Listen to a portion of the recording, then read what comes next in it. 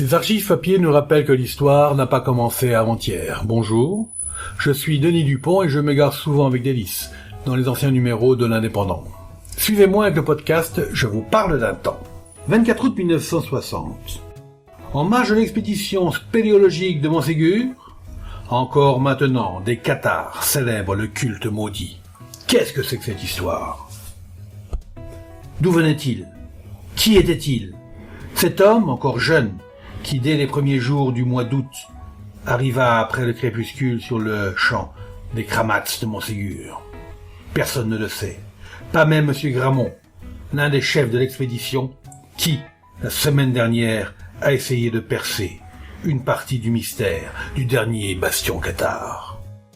Voici d'ailleurs les faits que nous les révéla M. Gramont samedi dernier vers 18h30.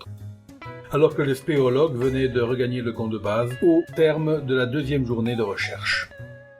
J'étais venu ici il y a une quinzaine de jours pour préparer l'expédition.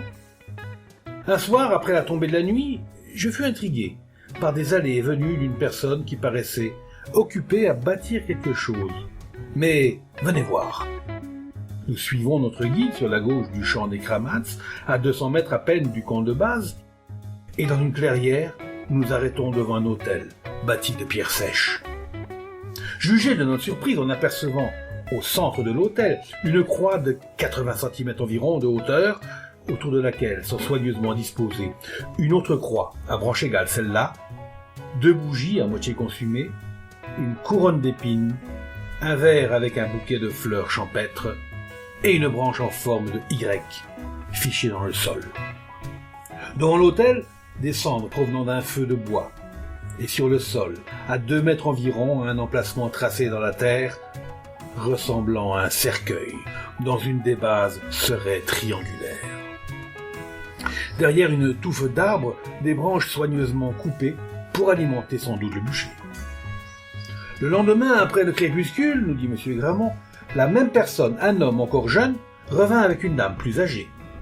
Et après avoir allumé le petit bûcher, la dame s'allongea sur le sol et lui s'agenouilla devant l'autel pour le reste de la nuit. L'homme et la femme reviennent tous les soirs après le crépuscule et refont les mêmes gestes après avoir allumé le bûcher.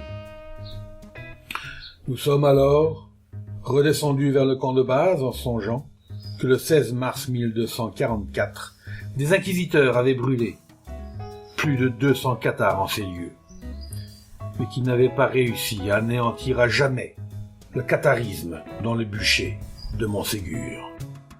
Mercredi 24 août 1960, une anecdote en passant, c'était un mercredi.